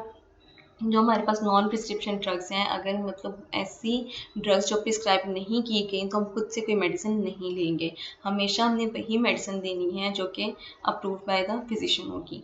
उसके अलावा हमें कोई भी सिचुएशन हो जाती है अबाउट नो वोमिटिंग है, ब्लड है वोमिटिंग में, स्टूल टारी आ रहा है, ब्लैक कलर का स्टूल आ रहा है, मसल फटीगनेस हो रही है, स्किन येलोइश हो रही है, या स्टूल का कलर जो है वो लाइट हुआ हुआ है या डार्क यूरिन आ रहा है, तो हमने हर इस सिचुएशन में अपने फिजिशियन के साथ कॉन्टेक्ट करना है। नर्सिंग डायग्नोसिस अगर हम देखें लिवर सिरोसिस से रिलेटेड, तो वो आएगी activity intolerance related to fatigue, general debility and muscle wasting and discomfort. Activity intolerance हो जाएगी पेशेंट को, जब वो उसका वेट लॉस होना स्टार्ट हो जाता है, उसकी मेंटल कन्फ्यूजन इंक्रीज हो जाएगी, तो उसकी जो एक्टिविटी है वो इंटॉलरेंस हो जाएगी, उसकी एक्टिविटी करने को दिल नहीं करेगा। इम्बैलेंस न्यूट्रिशन आ जाएगी, less in body requirement related to chronic gastritis, decrease GI motility and anorexia. Patient को एनोरेक्सिया या नोजिया की वजह से क्या है, पेशेंट का वेट जो है वो लूज हो रहा है, तो वो लीड करेगा इम्बैलेंस न्यूट्रिशन को, मतलब लेस देन बॉडी रिक्वायरमेंट, जितनी हमारी बॉडी को न्यूट्रिशन चाहिए उतनी नहीं जा रही, तो वो इम्बैलेंस न्यूट्रिशन में आ जाएगी। इम्पेयर्ड स्किन इंटेग्रिटी हो जाएगी related to compromised immunologic status, edema and poor nutrition कम है, एडीमा ज़्यादा है, फ्लूइड की एक्यूमुलेशन हमारी बॉडी में ज़्यादा हुई है और हमारी न्यूट्रिशन जो एक्सटर्नल है वो कम है, तो हमारी जो स्किन है वो इम्पेयर होना स्टार्ट हो जाती है, जो स्किन के सेल्स हैं वो डैमेज होना स्टार्ट हो जाते हैं। Risk for injury and bleeding related to altered clotting mechanism. जो क्लॉटिंग मैकेनिज्म है, प्रोथ्रोम्बिन टाइम, जैसे हमने लैब्स की वैल्यू में पढ़ा है कि प्रोथ्रोम्बिन टाइम जो है वो इंक्रीज हो जाता है, तो वो लीड करता है इंजरी की तरफ या ब्लीडिंग की तरफ। इंटरवेंशंस हम जो है लिवर सिरोसिस में कर सकते हैं, हमने प्रोवाइड करनी है oral hygiene before meals and pleasant environment for meals at meal time. जब भी पेशेंट के खाना खाने का टाइम होगा तो हम उसे कह सकते हैं कि आप ऑरल हाइजीन कर लें, ब्रश वगैरह कर सकते हैं वो, या हम ऑरल हाइजीन करवा सकते हैं, उनसे ब्रश करवा लें, या हम उनको माउथ वॉश दे सकते हैं, या वो सिंपल कुली करने के बाद भी खाना खा सकते हैं, और हमने उसको सेफ इन्वायरमेंट प्रोवाइड करना है जिसमें ईजिली बैठ के पेशेंट खाना खा सकता है।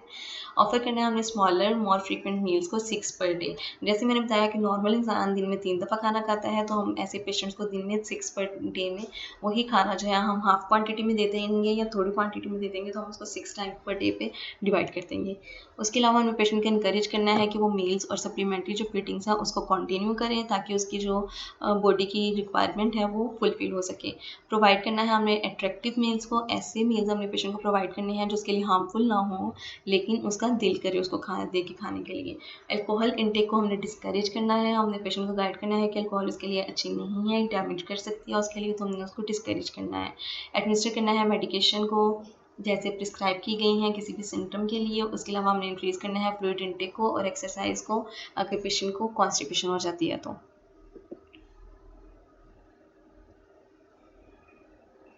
नेक्स्ट जो हमारे पास है वो कोलिलिथियासिस और कोलिसिस्टाइटिस है।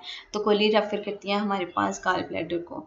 गाल ब्लैडर जो है हमारे पास पीयर शेप्ड ऑर्गन है, हमारा हॉलो स्ट्रक्चर है इसका, और ये लिवर के साथ जो है वो राइट साइड पे अटैच होता है, और इसका मेन काम जो है ये yellow brown digestive enzyme produce होता है लिवर से, जिसको कि हमने बाइल का नाम दिया था।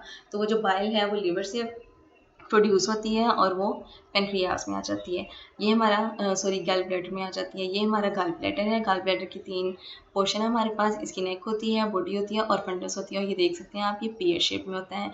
बाइल जो कि लीवर से प्रोड्यूस होती है, तो ये बाइल डक्ट निकल रही है और लीवर से जो बाइल है वो गॉल ब्लैडर में जा रही है, और गॉल ब्लैडर से वो बाइल फिर फर्दर हमारे स्मॉल इंटेस्टाइन में जाती है। गॉल ब्लैडर का जो मेन काम है वो बाइल को स्टोर करता है, और उसके बाद वो ड्यूडिनम पार्ट है स्मॉल इंटेस्टाइन का, वहाँ पे सिक्रेट आउट कर देता है, जहाँ पे जाके बाइल डाइजेशन में हेल्प आउट करती है। उसके बाद जो बाइल है उसके अंदर बाइल एसिड होता है जो कि हेल्प आउट करता है डाइजेशन में, अब्जॉर्प्शन में फैट को, और फैट सोल्यूबल विटामिन जितने भी होते हैं उसको। उसके अलावा मेनी वेस्ट प्रोडक्ट्स जो होते हैं वो इंक्लूड करते हैं बिलीरुबिन को, और वो एलिमिनेट कर दी जाती है बॉडी से सिक्रेशंस के थ्रू वाया बाइल। तो बाइल जो है वो हेल्प आउट करती है बिलीरुबिन की डिस्ट्रक्शन में और फैट की डिस्ट्रक्शन में। कोलिसिस्टाइटिस अगर हम देखें तो हमें नाम से ही पता चल रहा है, मतलब हमारे गॉल ब्लैडर की जो है वो इन्फ्लामेशन हो जाती है। आइटिस जिस वर्ड के लास्ट पे आ जाएगा वो कॉज करेगा इन्फ्लामेशन। तो कोलिसिस्टाइटिस जो है वो हमारे पास इन्फ्लामेशन है गॉल ब्लैडर की। Gall bladder wall due to acute और क्रॉनिक इन्फेक्शन, किसी भी एक्यूट या क्रॉनिक इन्फेक्शन की वजह से अगर गॉल ब्लैडर की वॉल के या उसकी लाइनिंग के ऊपर जो है वो इन्फ्लामेशन हो जाएगी तो उसको हम कहेंगे कोलिसिस्टाइटिस।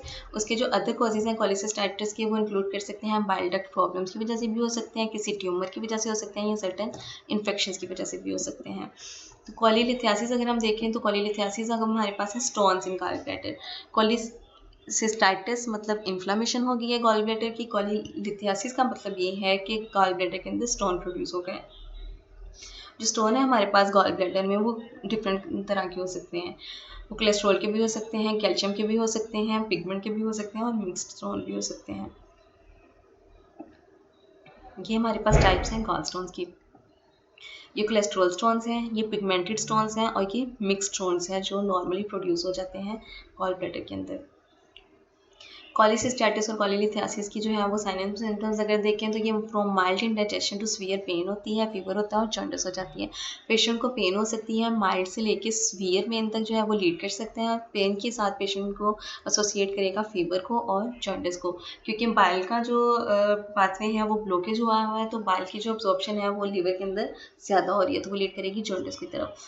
उसके अलावा नोजिया हो सकती है, इरिटेशन हो सकती है, fever, chills, right upper quadrant में पेन हो सकती है, रेडिएट कर सकती है वो शोल्डर की तरफ।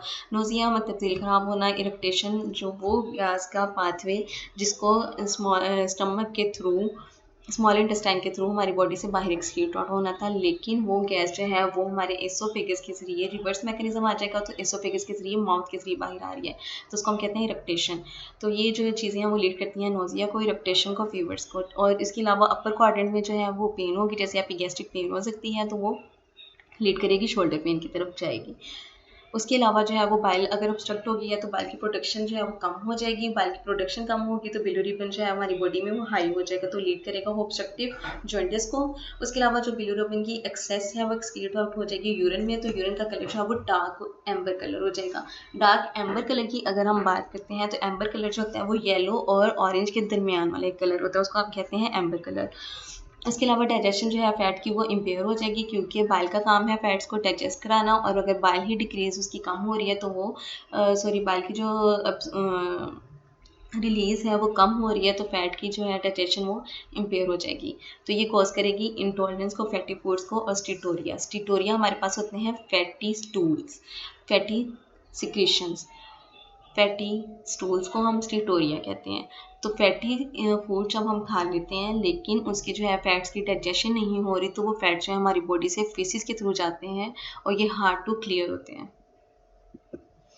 कॉजेज़ अगर हम देखें कॉलेसिस्टाइटिस के, तो हमारे पास दो तरह के हो सकते हैं, गॉलस्टोन्स हो सकते हैं या ट्यूमर्स हो सकते हैं। तो गॉलस्टोन्स की वजह से, गॉलस्टोन क्योंकि अगर गॉल ब्लैडर के अंदर प्रेजेंट होंगे तो उसकी डक्ट जो है वो ब्लॉक हो जाएगी, और डक्ट के ब्लॉक होने की वजह से वहाँ पे इन्फ्लामेशन हो जाएगी। वो जो उसका पाथवे है वो रेडेंट हो जाएगा, वो स्वेलो हो जाएगा, तो वो इसकी जो है इन्फ्लामेशन कोज कर सकती हैं। उसके अलावा अगर कोई ट्यूमर प्रेजेंट है बाइल में, तो उसको ड्रेनिंग आउट करने में जो है वो हेल्प आउट नहीं हो रही, तो वो बाइल प्रोटेक्शन का जो बाइल का पाथवे है गुजरने का, वो ब्लॉक हो जाएगा। उसकी वजह से भी जो है वो लीड कर सकती है कोलेसिस्टाइटिस को। बाइल डक्ट अगर ब्लॉकेज हो गई है, अगर बाइल डक्ट ब्लॉकेज हो जाएगी तो वहाँ पे स्कारिंग बननी स्टार्ट हो जाएगी, और बाइल को गुजरने का जो है वो पाथवे नहीं मिलेगा, बाइल की प्रोडक्शन कम होती जाएगी, तो वो भी लीड करेगी कोलेसिस्टाइटिस को। या ब्लड वेसल्स में अगर कोई प्रॉब्लम है, तो ब्लड वेसल्स में जैसे सीवियर इलनेस आ जाती है, तो ब्लड वेसल्स जो है वो डैमेज होना स्टार्ट हो जाती हैं, तो वहाँ पे ब्लड फ्लो जो है वो कम होना स्टार्ट हो जाता है, तो उसकी वजह से भी इन्फ्लेमेशन हो सकती है। रिस्क फैक्टर्स अगर हम देखें कोलेलिथियासिस के, तो रिस्क फैक्टर्स हमारे पास जो कोलेलिथियासिस के हैं वो डिफरेंट चेंजेस की वजह से हो सकती हैं, जैसे कि बाइल स्टेसिस है। स्टेसिस का मतलब होता है स्टॉप हो जाना, मतलब जो बाइल की प्रोटेक्शन है वो स्टॉप हो गई है या डिक्रीज हो गई है, तो एसोसिएटेड जो होती है वो इन्फेक्शन की वजह से हो सकता है, सीरोसिस की वजह से हो सकता है, पैंक्रियाटाइटिस की वजह से हो सकता है, मतलब पैंक्रियाज की इन्फ्लामेशन हो सकती है, प्रेगनेंसी की वजह से भी हो सकता है, प्रेगनेंसी में क्योंकि हार्मोनल चेंजेस आते हैं तो उसकी वजह से भी हो सकता है। उसके अलावा हार्मोनल कॉन्ट्रासेप्टिव यूज़, किसी कॉन्ट्रासेप्शन की यूज़ की वजह से भी जो हार्मोनल्स हैं वो डिस्टर्ब हुए होते हैं, तो उसकी वजह से भी कोलेलिथियासिस हो सकती है। अगर हम देखें कोलेसिस्टाइटिस को, तो ये होती है obstruction of the cystic duct by an impacted gallstone. अगर सिस्टिक डक्ट के अंदर गॉलस्टोन प्रोड्यूस हो जाते हैं तो उसका पाथवे जो है वो ब्लॉक हो जाएगा, वहाँ से बाइल को गुजरने का रास्ता नहीं मिलेगा, तो वहाँ पे इन्फ्लामेशन स्टार्ट हो जाती है, उसकी लाइनिंग जो है वो इन्फ्लेम होना स्टार्ट हो जाती है, तो वहाँ पे टिश्यू डैमेज स्टार्ट हो जाता है ड्यू टू ट्रॉमा या सेप्टिसीमिया, किसी ट्रॉमा की वजह से या किसी इन्फेक्शन की वजह से वहाँ पे टिश्यू का डैमेज होना स्टार्ट हो जाता है, जो फर्दर लीड करता है कोलेसिस्टाइटिस को। पैथोफिजियोलॉजी अगर हम देखें इसकी, तो ये डिक्रीज करता है bile acid synthesis, bile acid की सिंथेसिस कम हो जाएगी, तो जो कोलेस्ट्रॉल की सिंथेसिस है लीवर में वो ज़्यादा होना स्टार्ट हो जाएगी, जब कोलेस्ट्रॉल की सिंथेसिस हमारे पास ज़्यादा हो जाएगी, उसकी प्रोडक्शन जो है वो हमारे पास ज़्यादा हो जाएगी, तो वो सुपर सेचुरेशन जो बाइल है कोलेस्ट्रॉल के साथ वो सुपर होना स्टार्ट हो जाएगी, उसकी जो सैचुरेशन है वो ज़्यादा होनी स्टार्ट हो जाएगी, तो वो लीड करेगी फॉर्मेशन ऑफ प्रेसिपिटेंट्स को। प्रेसिपिटेंट्स जो है फर्दर डिवाइड हो जाता है उसमें गॉलस्टोन्स में, और गॉलस्टोन्स को हम कह रहे हैं कोलेलिथियासिस, तो ये इन्फ्लामेटरी चेंजेस आ रहे हैं हमारे पास कोलेसिस्टाइटिस के।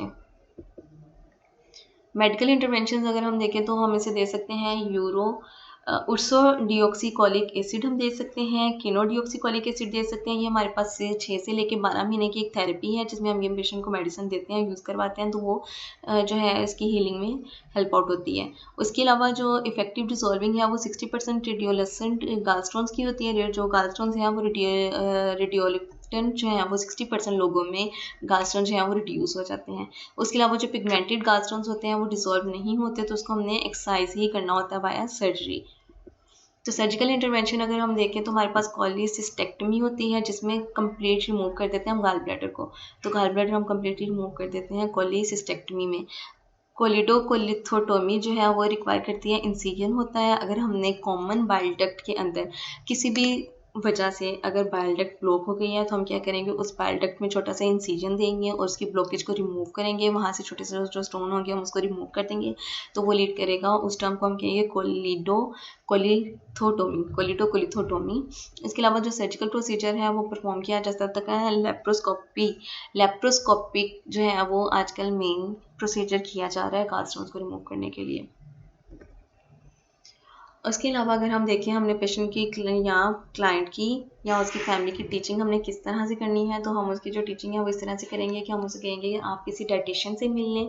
जो डाइटिशियन है वो उसको बताएगी कि उसने फैटी डाइट जो है वो कम लेनी है, तो और उसने डाइट में अपने क्या क्या चीज़ें इंक्लूड करनी है, कौन कौन सी चीज़ें एक्सक्लूड करनी है उसकी डिजीज़ से रिलेटेड। उसके अलावा जितने भी फूड आइटम्स के ऊपर, फूड प्रोडक्ट्स के ऊपर लेबल्स पड़े होते हैं वो हमने उसे कहना है कि हमेशा उसको पढ़ें, उसके बाद वो उसको खाएं।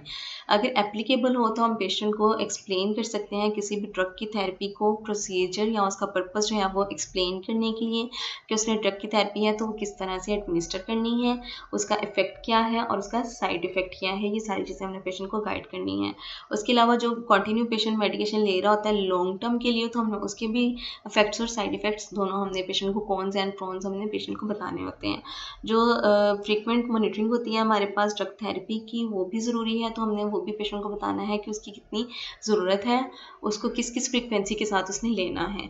उसके अलावा अगर हम कोई भी पेशेंट या पेशेंट को सीवियर पेन है, जॉन्डिस है, फीवर है, अगर स्टूल का या यूरिन का कलर चेंज हो रहा है, तो वो किसी भी इमरजेंसी की सूरत में या किसी भी सिम्टम की सूरत में कोई भी अगर उसे रूटीन से हट के सिम्टम यूज़ हो रही है, वो क्या करेगा, फिजिशियन को नोटिफाई कराएगा। नर्सिंग डायग्नोसिस अगर हम देखें तो नर्सिंग डायग्नोसिस हम बना सकते हैं इस पे एक्यूट पेन पे, डेफिशिएंट नॉलेज पे, पेशेंट को नॉलेज नहीं है अपनी डिजीज से रिलेटेड, इनइफेक्टिव कॉपिंग है, गॉलस्टोन्स हैं, जब तक वो रिमूव नहीं हो जाएंगे तो वो कॉपिंग मैकेनिज्म पेशेंट का नहीं चल पाएगा। इम्बैलेंस न्यूट्रिशन हो जाएगी, पेशेंट का खाना पीना जो है वो कम हुआ हुआ है बॉडी रिक्वायरमेंट के अकॉर्डिंग, तो वो न्यूट्रिशन इम्बैलेंस हो जाएगी। इम्पेयर्ड फैमिली प्रोसेस है, पेशेंट को पेन है तो उसका फैमिली का प्रोसेस जो है वो इम्पेयर्ड हो जाएगा।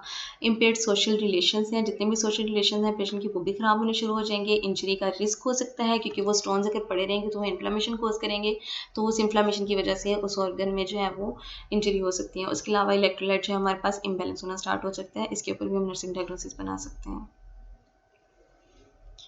नर्सिंग मैनेजमेंट की जब हम बात करते हैं तो हमने असेस करना है पेशेंट के वाइटल साइंस को, प्रोवाइड करनी है हमने ऐसी इंटरवेंशन जो एक्यूट और गॉल ब्लैडर अटैक में जो उसके लिए हेल्प आउट होंगी, मतलब पेन को किस तरह से रिड्यूस करना है, या गॉलस्टोन्स हैं या इन्फ्लेमेशन है तो हमने कौन सी चीज़ें उसको यूज़ करवानी है। इंटरवेन करना है हमने रिलीफ पेन के लिए, हमने पेन किलर्स उसको देने हैं, हम पेन को जो है रिड्यूस करने के लिए हमने उसको थेरेपीज़ बतानी है, जो कि मैंने आपके साथ लास्ट लेक्चर में भी शेयर किया था कि पेन को रिड्यूस करने के लिए कौन कौन सी थेरेपीज़ हो सकती हैं। प्रिस्क्राइब एनाल्जेसिक्स देने हैं हमने पेशेंट को उसकी पेन को रिड्यूस करने के लिए, हमने एडिक्वेट रेस्ट जो है उसको प्रमोट करना है, हमने पेशेंट को कहना है कि जितना हो सकता है वो रेस्ट करे। अगर आईवी फ्लूइड हमारे पास एडवाइज्ड है तो हम उसकी डिहाइड्रेशन को मैनेज करने के लिए, उसके इलेक्ट्रोलाइट को मैनेज करने के लिए हम उसे आईवी फ्लूइड लगा देंगे। उसका जितना भी इनटेक आउटपुट है उसको हमने मॉनिटर करना है, उसको हमने रिकॉर्ड रखना है। अगर पेशेंट को एनजी ट्यूब इंटैक्ट है, अगर फीडिंग के लिए इंटैक्ट है तो हम उसके थ्रू फीडिंग कराएंगे। अगर वो ड्रेनेज और सक्शनिंग के लिए इंटैक्ट है तो हमने क्या करना है, उसकी सक्शनिंग को मेंटेन करना है और उसकी सक्शनिंग को जो हमने रीड आउट करना है, उसके इनटेक आउटपुट में हमने उसको मॉनिटर करना है। उसके अलावा हम एडमिनिस्टर कर देंगे एंटीबायोटिक्स एज प्रिस्क्राइब्ड। अगर प्रिस्क्राइब की गई हैं, अगर एडवाइस की गई हैं एंटीबायोटिक्स लगाना तो हम वो पेशेंट को एडमिनिस्टर कर देंगे।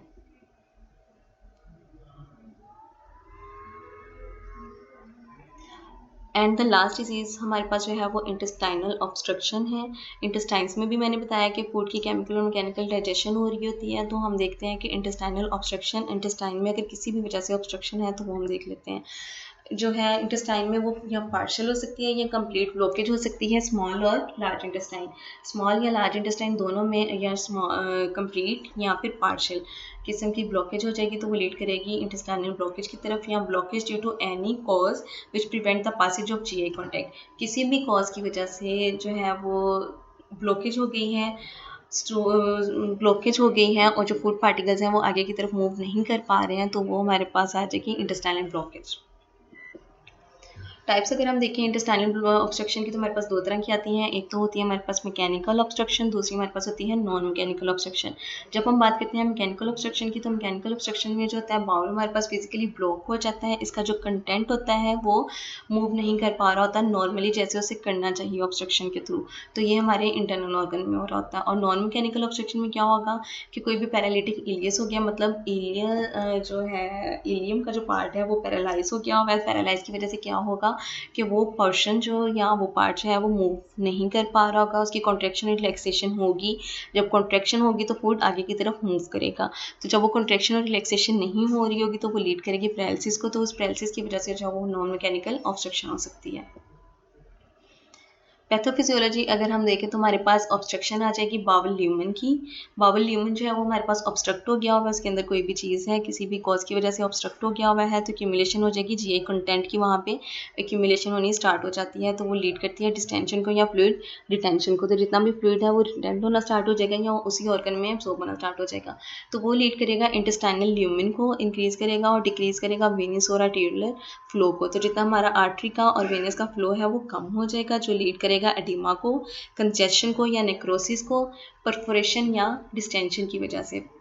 जब फ्लूइड हमारी बॉडी में एक्यूमुलेट होना स्टार्ट हो जाता है तो वो एडिमा को लीड करेगा। एडिमा की वजह से जो हमारी बॉडी में परफोरेशन स्टार्ट हो जाती है, तो वो परफोरेशन जो है वो लीड करेगी वॉमिटिंग को।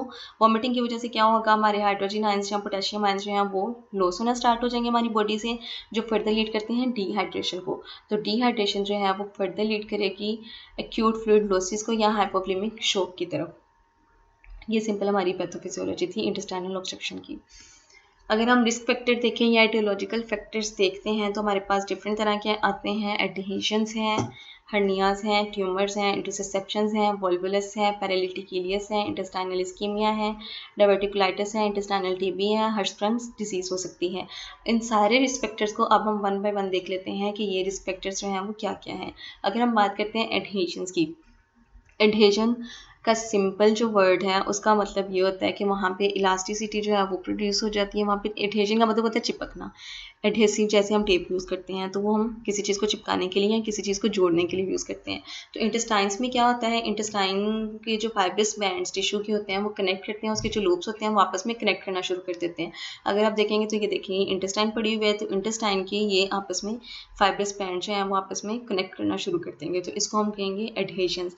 ये जो बैंड्स हैं ये सिक्रीशंस को बाहर की तरफ खींचती हैं और इंटेस्टाइन से जो है वो उसका जो पाथवे है उसको ब्लॉक कर देती हैं, तो वो लीड करती हैं एडहेशन की तरफ।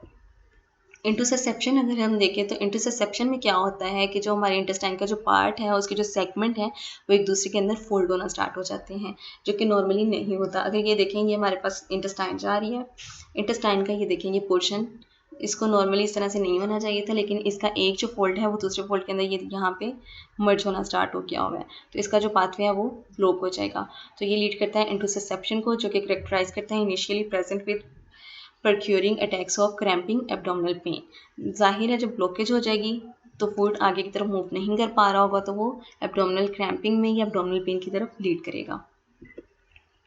उसके बाद अगर हम देखते हैं डायवर्टिकुलाइटिस, तो डायवर्टिकुलाइटिस हमारे पास स्मॉल बल्जेस होते हैं या पॉकेट्स होते हैं, डेवलप करते हैं लाइनिंग ऑफ इंटेस्टाइन। ये हमारे पास इंटेस्टाइन पड़ी है, इंटेस्टाइन की लाइंस के ऊपर ये जो छोटे छोटे बल्जेस बनने स्टार्ट हो जाते हैं, तो इन बल्जेस की वजह से क्या होता है कि जो भी हमारा गैस्ट्रिक का अमाउंट होती है या गैस्ट्रिक के अंदर जो फूड की अमाउंट होती है वो इनके अंदर जाना स्टार्ट हो जाती है, इसका जो पाथवे है वो ब्लॉकेज होना स्टार्ट हो जाता है। ये देखिए ये डायवर्टिकुलाइटिस की तरफ लीड कर रहा है, ये हमारे पास डायवर्टिकुलाइटिस है।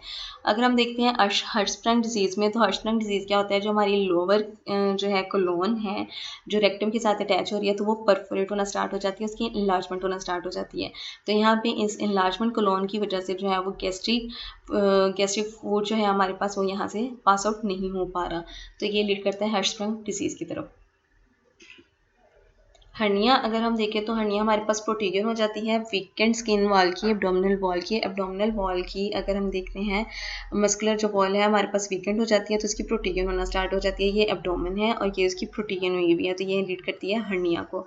ट्यूमर अगर हम देखें किसी किस्म का अगर ट्यूमर है इंटेस्टाइन की वॉल के अंदर, तो उस ट्यूमर क्या करेगा, गैस्ट्रिक कंटेंट को ब्लॉक कर देगा। ये देखेंगे इंटेस्टाइन है, यहाँ पे ये ट्यूमर बना हुआ है, तो गैस्ट्रिक कंटेंट को पास आउट करने के लिए ये सिर्फ थोड़ा सा पोर्शन मिला हुआ है। बाज़ वक़्त ये ट्यूमर पूरी इंटेस्टाइन को ब्लॉक कर देता है, तो गैस्ट्रिक कंटेंट जो है वो नेक्स्ट की तरफ मूव नहीं कर पा रहा होता। क्लिनिकल मैनिफेस्टेशंस अगर हम देखते हैं तो इसमें एपिगैस्ट्रिक पेन स्टार्ट हो जाती है, वॉमिटिंग हो सकती है, हाई पिच बाउल साउंड्स हो सकते हैं। बाउल साउंड्स होते हैं हमारे पास वो हाई पिच हो जाएंगे, मतलब बहुत ज़्यादा ऑडिबल सुनाई देंगे। पाल्पेबल लूप्स होंगी, जितनी भी लूप्स होती हैं वो पाल्पेबल हो सकती हैं, मतलब अगर हम उसमें मांस है या कोई लूप बना हुआ है तो हम उसको पाल्प कर सकते हैं। पाल्पेशन हम उसकी करके हम उसको असेस कर सकते हैं।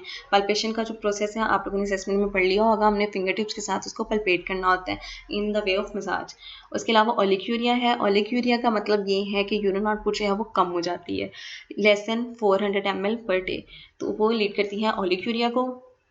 एब्डोमिनल क्रैम्प्स हो सकते हैं पेन की वजह से या इंटरसेप्शन की वजह से, इंटेस्टाइनल ब्लॉकेज की वजह से एब्डोमिनल डिस्टेंशन हो जाएगी, जो कि लीड करती है एडिमा को या एसाइटिस को, क्योंकि फ्लूइड जो है वो हमारी बॉडी से एक्सक्रीट आउट नहीं हो रहा, तो वो फ्लूइड जो है हमारी बॉडी के अंदर ही एक्यूमुलेट हो रहा है, तो वो एब्डोमिनल डिस्टेंशन की तरफ लीड करती है।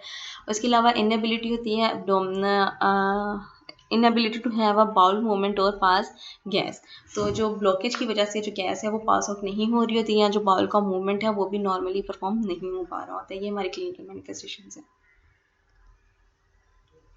बाउल की अगर हम ऑब्स्ट्रक्शन चेक करते हैं तो मैकेनिकल ब्लॉकेज हो सकते हैं या पैरालिटिक इलियस हो सकता है हमारे पास, तो जो फर्दर लीड करता है हायर ऑब्स्ट्रक्शन को, क्विकर सिम्टम्स को। जितनी ऑब्स्ट्रक्शन हायर होगी उतनी ही सिम्टम हमारे पास जल्दी जो है वो प्रेजेंट हो जाएंगे। सिम्टम्स में अगर हम वॉमिटिंग देखें तो वॉमिटिंग से हमारे पास 3 चीज़ें हो रही हैं। एक तो इलेक्ट्रोलाइट इम्बैलेंस हो रहा है और पेशेंट हाइपोवोलेमिया में जा रहा है, मतलब उसके वॉल्यूम में जो लेवल है फ्लूइड का वो कम हो रहा है। उसके अलावा जो है ये में turn to malodorous with fecal smell. जो वॉमिटिंग की स्मेल है वो इस तरह की आएगी जैसे किसी के फेसिस हैं या स्टूल की स्मेल आती है, वैसे वॉमिटिंग में से स्मेल आएगी। उसके अलावा एब्डोमिनल अगर हम चेक करते हैं तो एब्डोमिनल में साइटिस की वजह से एब्डोमिनल डिस्टेंशन हो जाती है, कॉन्स्टिपेशन हो सकती है, फेलियर टू पास फ्लेटस पास नहीं हो रहा तो वहाँ पे ब्लॉकेज की वजह से फ्लेटस पास नहीं हो रहा तो वो लीड करता है कॉन्स्टिपेशन को। उसके अलावा जब हम ऑस्कल्टेट करेंगे बाउल साउंड्स को तो वो इंक्रीज टू साइलेंट और हाई पिच होंगे स्टार्टिंग में और उसके बाद जो है वो साइलेंट होते जाएंगे। इंटेस्टाइनल ऑब्स्ट्रक्शन को हम डायग्नोस किस तरह से कर सकते हैं, तो हम सबसे पहले उसके एक्सरे करवा सकते हैं या हम बेरियम अनीमा दिलवा सकते हैं। एक्सरे बेरियम अनीमा के जो है हमें शो करवाता है एक्सरे में अगर कोई अबनॉर्मेलिटी आ जाती है किसी स्ट्रक्चर में या ट्यूमर की वजह से तो हमें बेरियम अनीमा के जरिए पता चलता है। उसके अलावा हम ब्लड टेस्ट करवा सकते हैं पेशेंट के, अल्ट्रासोनिक इवैल्यूएशन करा सकते हैं, मतलब हम अल्ट्रासाउंड करवा सकते हैं एब्डोमेन की या सीटी करवा सकते हैं, कंप्यूटर टोमोग्राफी करा सकते हैं या मैग्नेटिक रेजोनेटिक इमेजिंग करवा सकते हैं, मतलब एमआरआई करवा सकते हैं एब्डोमेन का। मेडिकल मैनेजमेंट अगर हम देखें तो मेडिकल मैनेजमेंट मैंने हमेशा से बताया आपको कि वही मैनेजमेंट है, अगर डॉक्टर ने हमें एडवाइस की है तो ही हमने वो मैनेजमेंट करनी है। तो उसमें हम सबसे पहले क्या करेंगे, एंजियोट्यूब की इंसर्शन करेंगे अगर एडवाइस है, पेशेंट को एनपीओ रखना है अगर एडवाइस है, एनाल्जेसिक्स या एंटीस्पास्मोटिक जो ड्रग्स हैं या एंटीबायोटिक ड्रग्स हैं वो भी हमने प्रिस्क्राइब किए बगैर नहीं देनी। जो फ्लूइड या इलेक्ट्रोलाइट बैलेंस को भी हमने मेंटेन करने के लिए एडमिनिस्ट्रेशन करना है फ्लूइड का, वो भी एज प्रिस्क्राइब्ड। सर्जिकल मैनेजमेंट अगर हम देखते हैं तो सर्जिकल मैनेजमेंट में हमारे पास एलिमिनेटिंग कॉम्प्लिकेशंस आ जाती हैं जैसे इंटेस्टाइनल ऑब्स्ट्रक्शन है, या हम क्या करते हैं कोलोन का वो सेगमेंट जो ऑब्स्ट्रक्ट हुआ है जिसमें प्रॉब्लम आ रही है हम उसको रिमूव कर देंगे, या जितनी भी हमारी इंटेस्टाइनल कॉन्टिन्यूटी है हम उसे वाया सर्जरी जो है उसको रिस्टोर कर देंगे। तो रिस्टोर के बाद वो इंटेस्टाइनल जो हमारी मूवमेंट है वो रिस्टोर होना स्टार्ट हो जाती है, तो नॉर्मली जो गैस्ट्रिक कंटेंट है वो आगे मूव करना स्टार्ट कर देते हैं।